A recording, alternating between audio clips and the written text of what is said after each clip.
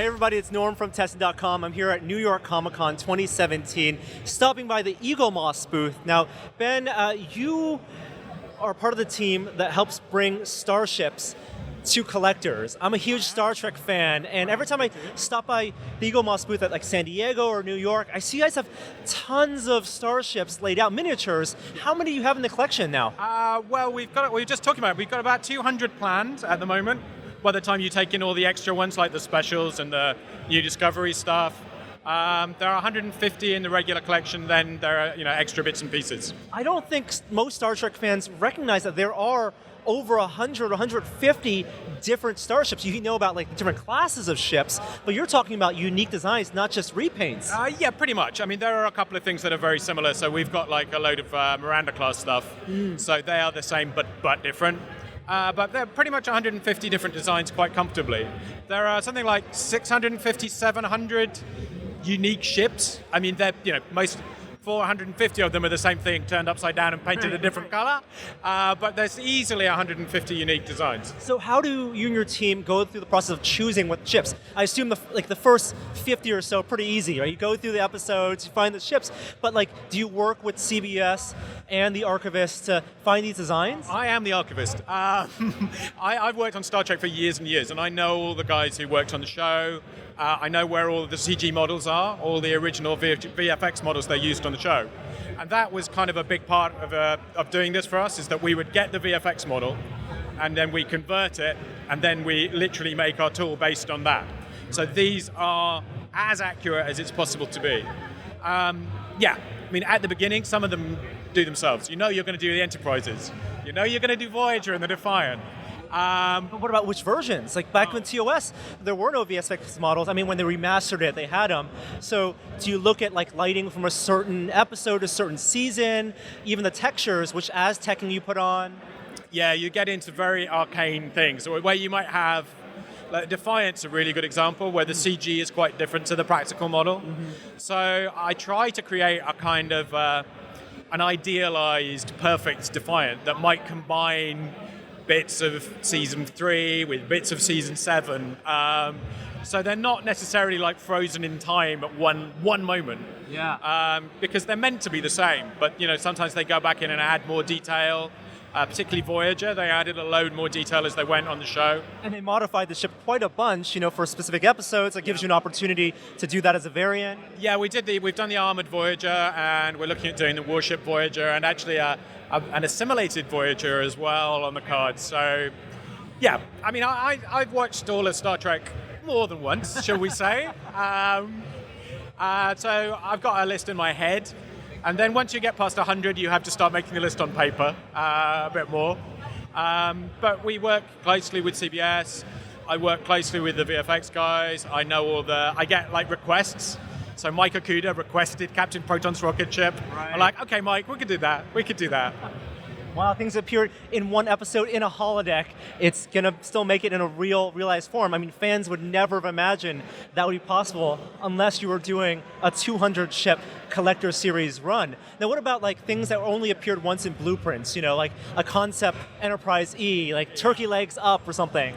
We're doing a couple of those. We're doing some concepts. So there's Andy Probert's original concept for the Enterprise C, which everybody really likes. We're doing Matt Jeffries' Enterprise from the Phase 2 series. The Star Trek 2 series was aborted in the 70s.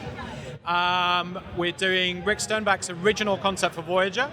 I don't know if you know, they got as far as building a study model. Yeah. Beyond that, I guess it gets a little bit trickier, because I'm a massive concept art guy, and that they do 50 variants. It's long nacelles, short nacelles, upside down, the other way up. So that might be a step too far. There are a couple that kind of cross over. So we're just doing the ring ship. You talk about obscure, the one that's on a bit of art that Decker and Ilea walk past, but it's an Enterprise, so it makes sense to do it. Even the Ralph McQuarrie stuff, the concept art he did? There's a little bit of a legal issue with that. They're not, CBS Paramount aren't 100% sure of the status on it. And also, I had to correct something. It's actually a Ken Adam design. Oh. Everybody thinks it's Ralph McQuarrie because they're Ralph McQuarrie paintings, but it's actually Ken Adam, the most famous, greatest production designer who ever lived. James Bond. Yeah, who designed it. So I did very much want to do that, but we're waiting to clear some legal hoops. on that one. Tell me about what's coming out this year. At New York Comic Con, you're showing off some stuff. I recognize Discovery and Shenzhou, right? Tell me about the process of making these, and even non-Star Trek ships, at different scales. Yeah, so well, I lose track, to be honest, of where we are in the year because I'm working like a year ahead. Discovery is very, very exciting, obviously, for anyone who's been waiting 12 years for new Star Trek, as I have.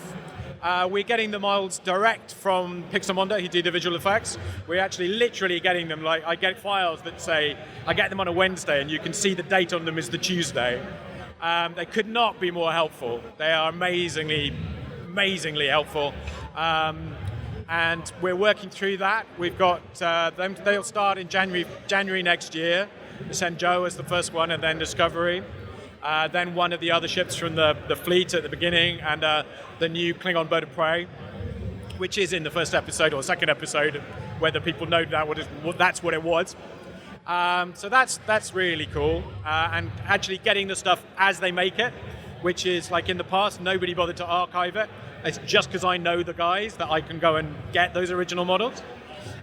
We're also doing more of these bigger ships here. So there was a lot of demand for the hero ships to see, I want them in more detail, want something bigger. Die cast.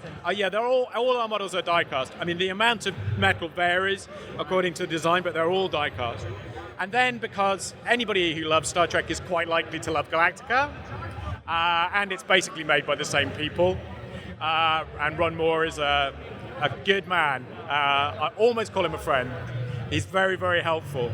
So we're doing probably a dozen Galactica models, old and new series. Wow. And again, we got the CG models direct from the guys who worked on the VFX. I'm talking to the guys now. I was talking to the concept artists at the weekend about all the different design works there. That's a personal thing I'm really happy about. And changing the scale as well. It's partially a case of finding a scale that's most appropriate.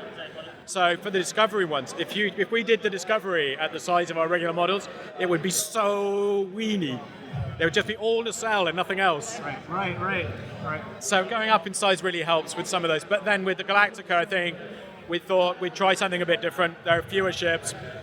You don't have to get 150 of those on your shelf. We're not doing the whole colonial fleet. Unless people want it.